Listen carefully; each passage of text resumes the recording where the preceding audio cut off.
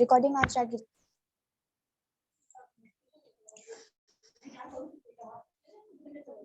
Thank you for joining today's workshop. Our topic for today's workshop is Diploma Business Management. Workshop will be conducted by Sanjeev Ashraf. Kindly drop your queries in the chat box or wait for the end, and you may ask your question and answers. It will be the section will be held in the end. Over to you, sir. Right. Thank you.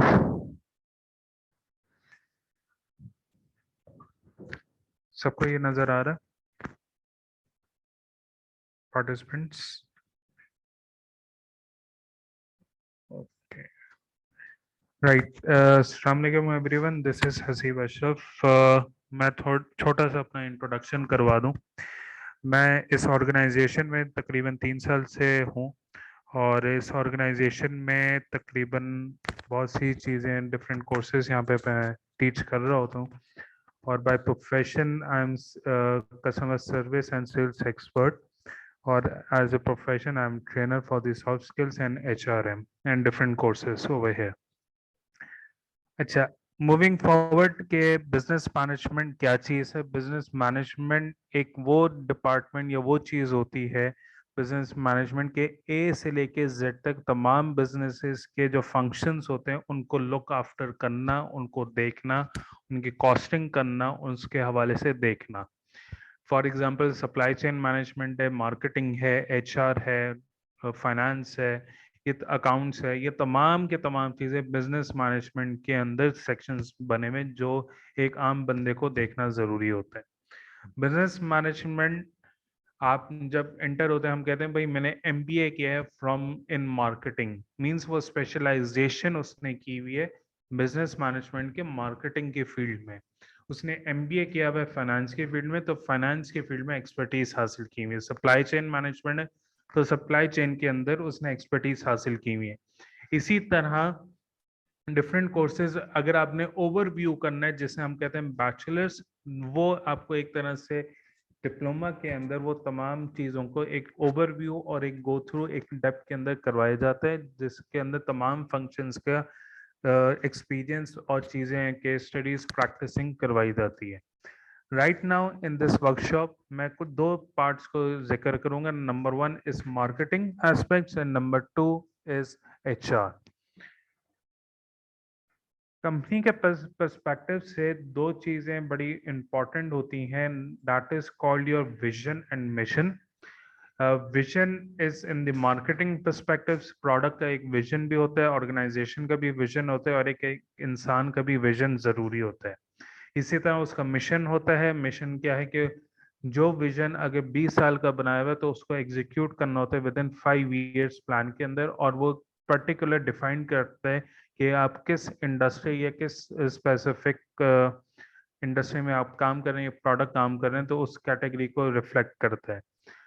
अब purpose of your life लिखा हुआ है, means के purpose of your life आपका इंसान का भी होता है, प्रोडक्ट का भी हो सकता है कि what is the purpose of the making this product. क्या यूटिलाइजेशन हो सकती है, लोगों की क्या नीड है, क्या प्रॉब्लम है जिसके बेसिस पे आपने ये प्रोडक्ट डेवलप किया है और इसको आप आगे पिच किया है. क्योंकि मार्केटिंग के अंदर हम पढ़ते हैं न्यू प्रोडक्ट डेवलपमेंट, तो वो उसको रिफ्लेक्ट करते हैं कि there is a some purpose of making that product जो लोगों के प्रॉब्लम्स को सॉल्व कर सके. इसी तरह स्वॉट एनालिसिस होता है. वो स्वॉट एनालिसिस क्या चीज़ है? स्ट्रेंथ, वीकनेस, अपॉर्चुनिटीज और थ्रेट होते हैं जो ऑर्गेनाइजेशन, पर्सनल प्लस प्रोडक्ट किसी चीज़ के लिए भी आप इस्तेमाल करना चाहो उसको हम कैटेगराइज करके हम कर सकते हैं कि किस तरह से चीज़ें होती हैं. एनालिसिस किस तरह से किया जाता है? स्वॉट एनालिसिस के अंदर कि स्ट्रेंथ के अंदर पॉइंट्स लिखे जाते हैं, वीकनेसेस के अंदर भी पॉइंट्स लिखे जाते हैं, अपॉर्चुनिटीज के अंदर लिखे जाते हैं और थ्रेट के अंदर भी लिखे जाते हैं. अब ये पॉइंट्स क्या है? Related to the product also, related to the person and related to the organisation you can write it. Moving forward, marketing क्या चीज़ है? Marketing is a process of creating value to customers by creating customer relationship and value. Means के product एक ऐसी आप ऐसा बनाओ कि उसकी एसोसिएशन क्रिएट हो जाए विद द कस्टमर जो जिसने कंज्यूम करना है प्रोडक्ट, और प्लस जिस जहाँ से उसने परचेज करना है वहाँ पे एक रिलेशनशिप बन जाए, प्लस जो प्रोडक्ट की एसोसिएशन है, प्रोडक्ट से रिलेशनशिप है, वो मोस्ट इम्पॉर्टेंट हो जाता है। हम कहते हैं यार फलाना चीज चाहिए, तो वो फलाना जो चीज चाहिए मीन्स के you are associated with that product to purchase that thing, जो आपकी नीड को फुलफिल करेगा और यूटिलाइज करेगा, मतलब सेटिस्फैक्शन आपको देगा। मूविंग फॉरवर्ड, मार्केटिंग प्रोसेस क्या है, इसको जरा ब्रीफली अंडरस्टैंड करेंगे कि नीड एंड वांट्स, जो एक डिजायर होते हैं, एक डिमांड होती है, ठीक है, उसको फुलफिल कैसे करना है कि नीड है यार मुझे फॉर एग्जांपल बर्गर खाना है, कौन सा बर्गर खाना है, वांट है किस टाइप का बर्गर खाना है, ये मेरी वांट्स के अंदर तब्दील हो रही है। और जब तक मैं डिमांड क्या है, जब तक मैं जाके उसको परचेज ना करूं, नीड वांट्स डिमांड।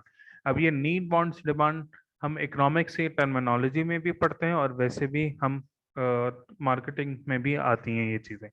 फिर marketing programme to be deliver value means उसकी प्रमोशन, उसकी ब्रांडिंग, उसकी प्राइसिंग, उसकी प्लेसमेंट, पोजीशनिंग, ये तमाम चीजें। और फिर डेफिनेटली जैसा प्रोडक्ट वैसा प्रॉफिट, जैसा कस्टमर प्रोडक्ट के हवाले से आप एसोसिएट करोगे वैसी उसकी वैल्यू और वर्थ बनेगी।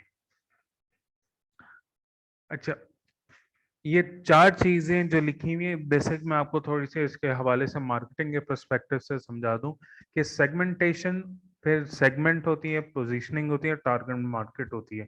सबसे पहले सेगमेंट को अंडरस्टैंड करेंगे, फिर हम सेगमेंटेशन की तरफ जाएंगे। सेगमेंट के कि अगर कराची है तो उसके चार डिवीजन कर दिए, ठीक है, north south east and west, these are the segment. Then segmentation is that के साउथ रीजन में आप जाते हो, साउथ रीजन के अंदर कौन से एरिया के अंदर जाते हो, कौन से इलाके में जाते हो, ये आप सेगमेंटेशन कर रहे हो। उसकी पॉपुलेशन क्या है, ये टारगेट, उसकी मार्केट पोजीशनिंग आ रही है। प्लस के for example if I take Clifton block 1, तो ब्लॉक 1 के अंदर लोग, वो एरिया हो गया मेरा, पोजीशनिंग हो रही है, टारगेट मार्केट भी हो रही है, उन लोगों को उनकी इनकम वैल्यू क्या है, इनकम, पेस ऑफ इनकम क्या, लिविंग लाइफस्टाइल क्या है, और परचेजिंग पावर कैसी है। अब फॉर एग्जांपल अगर मैं हार्ले डेविडसन या मैं कोई बेंटली, अगर जैसा जो लग्जरी कार मैं रख दूं, ठीक है, और वो कार मैं जरा लालू खेत में जाके रखूं या कायदाबाद में रखूं, तो definitely they won't purchase it, ठीक है, उसका बेटा रख ही हो जाना है, उस प्रोडक्ट का वहां पे प्लेसमेंट रखते हैं। अगर मैं वही प्रोडक्ट अगर मैं डिफेंस या क्लिफ्टन के एरिया में रखूंगा या पोश एरिया में या नीश मार्केट को मैं रखूंगा, तो definitely the that purchasing power उन लोगों को खरीदेगा। अब जैसा पैसा वैसा तमाशा होता है, ठीक है, जैसे आप प्रोडक्ट अपनी प्लेसमेंट करोगे वैसे ही लोग परचेजिंग पावर दिखाएंगे और खरीदेंगे, ठीक है। अच्छा जी, मूविंग फॉरवर्ड, प्रोडक्ट के हवाले से जब हम मार्केटिंग के हवाले से मिक्स पढ़ते हैं तो number 1 is 4 Ps and 4 Cs होते हैं। These are the two major things किसी भी प्रोडक्ट को अंडरस्टैंड करने के लिए या मार्केट को अंडरस्टैंड करने के लिए। नंबर 1 इज प्रोडक्ट, कि what kind of your product it is, ठीक है, उसकी प्राइसिंग क्या है, उसकी कॉस्टिंग है वो आपने करनी है। उसके बाद प्लेस किस जगह पे पोजीशन उसके बना रहे हो, कहाँ पे उसका डिलीवर कर रहे हो, देन उसकी प्रमोशन कर रहे हो, कहाँ पे आप उसकी मार्केटिंग कर रहे हो, उसकी एडवर्टीजमेंट कैसे कर रहे हो, आप सोशल मीडिया मार्केटिंग कर रहे हैं। अब जैसे से एडवर्टीजमेंट के अंदर, प्रमोशन के अंदर 3 काइंड्स आती हैं। Number 1 is BTL, ATL and TTL। BTL is below the line and ATL is above the line और TTL is through the line। अब ATL क्या चीज है, जो इलेक्ट्रॉनिक, जो टीवी या इलेक्ट्रॉन चीजें आप देखते हो रेडियो के ऊपर या आप टीवी के ऊपर देखते हो, वो ATL होता है जो एडवर्टाइजमेंट चलती है।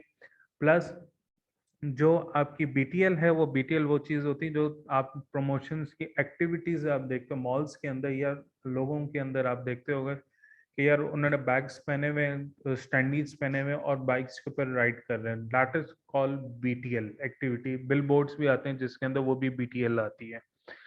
अच्छा, अब TTL क्या है, TTL is social media marketing, ठीक है, जहाँ पे डिफरेंट प्लेटफॉर्म्स को यूटिलाइज किया जाता है, गूगल एडसेंस को भी किया जाता है, और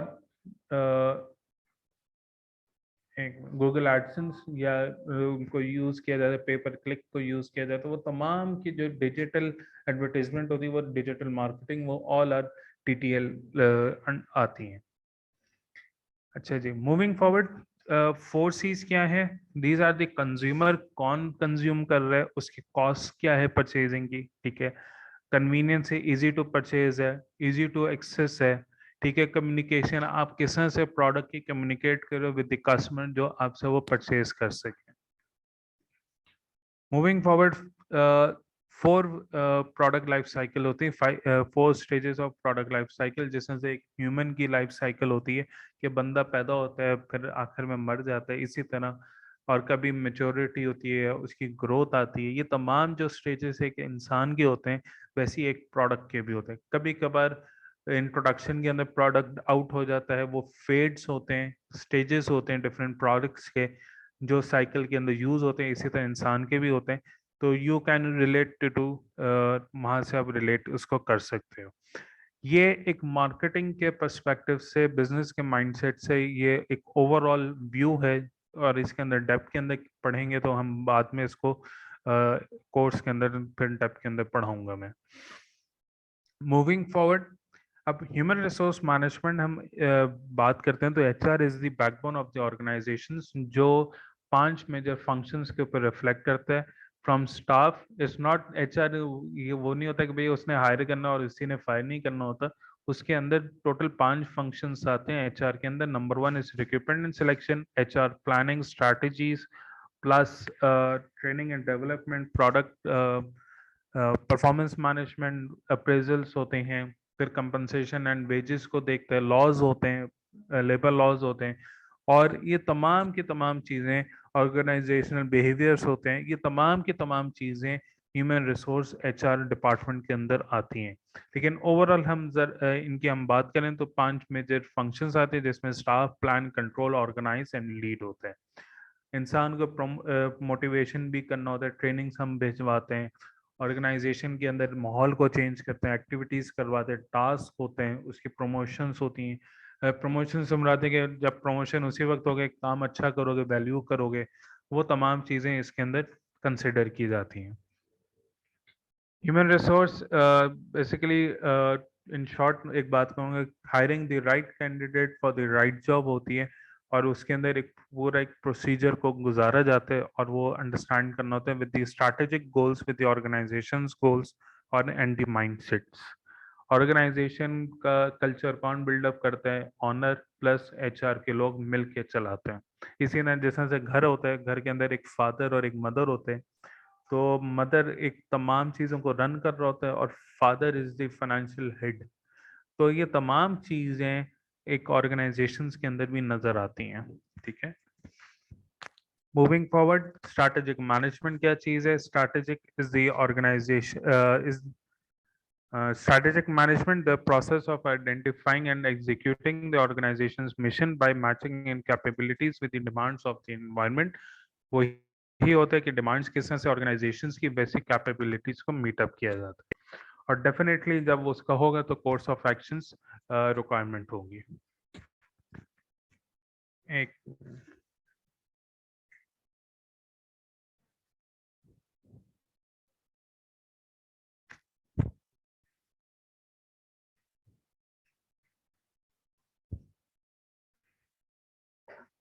अच्छा, स्ट्रैटेजिक मैनेजमेंट के 6 स्टेप्स होते हैं। One is defining the business and mission. Business क्या है? अगर आप सर्विस इंडस्ट्री हो तो सर्विस के हवाले से बात करोगे, अगर प्रोडक्ट है तो प्रोडक्ट के हवाले से बात करोगे। डेफिनेटली जब आपने कोई प्रोडक्ट बनाया है कोई बिजनेस करने के लिए, तो फिर डेफिनेटली उसका कोई एक मिशन होता है, वो आपको डिफाइन करना होता है। फिर internal external means, audit means, स्वॉट analysis, then translate that mission into strategic goals। and उसको जब goals के अंदर आप step करते हो, 5 W's and the one is how you will be start formulating how you will be achieving that goals। और जब आप उसको implement करना शुरू करोगे तो difficulties आएंगी, achievement भी होगी। लेकिन वही बात है, जब आपने पहला start करोगे तो difficulties होंगी, hesitations होंगी, but once it is started, don't look back। तो जब आप डोंट लुक बैक से मुराद है ये पीछे जो आपने स्टार्ट कर दिए, अब किस वजह से स्टार्ट किया, मेक दैट मिशन। उसी मिशन के थ्रू आगे आपने अपने आप को फोकस करना है और अपनी परफॉर्मेंस को वैल्यूएट करना है। जब आप काम करो तो अपने आप से सिर्फ एक सवाल जरूर करो कि क्या मैंने काम अच्छा किया, क्या मैंने गलती की है, उसको रेक्टिफाई करो और उसके ऊपर वर्किंग करो और आगे चलो। फिर क्या होगा कि नेक्स्ट टाइम जब भी वो ऐसा कोई काम आ रहा होगा तो you will be improving yourself, और डेफिनेटली जब आप इम्प्रूव करेंगे तो काम भी अच्छा होगा। These are the five to six functions which I have told you in the beginning, and that's it. Any questions from the participants? Please go ahead.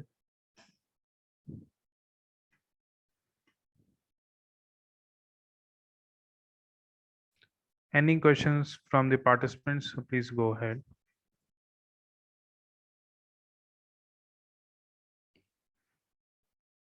अगर आपने माइक पे नहीं करना, चैट पे लिखना है, तो आप चैट के ऊपर क्वेश्चन से लिख कर दे सकते हैं ताकि मैं आपको इजीली उसको आंसर कर सकूं मैं।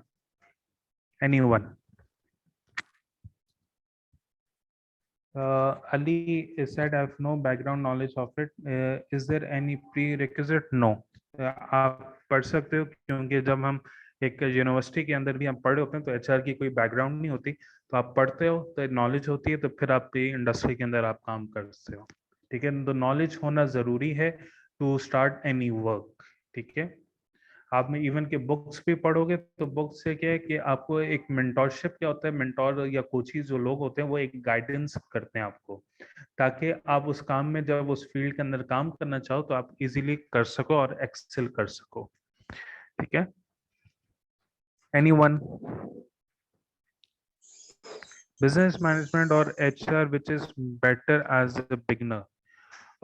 अगर आपने इंटर किया हुआ है तो इंटर के बाद business management management is better.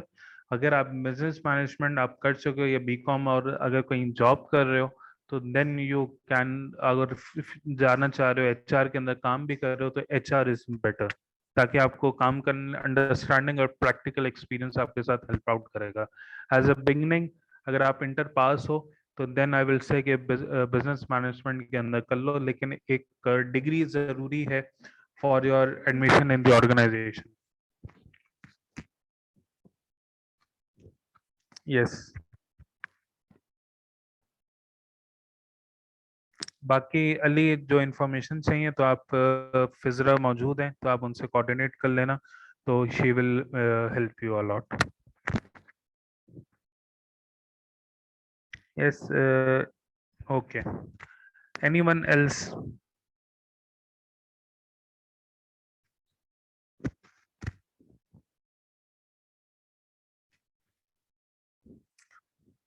Right. Thank you very much, Fizzer. Over to Okay, you. I guess there are no more questions, so we can thank you so much for attending our workshop. To all the participants, if you are interested in this course further, you may contact on these numbers. We have 3 branches. We are providing virtual classes and on-campus classes as well.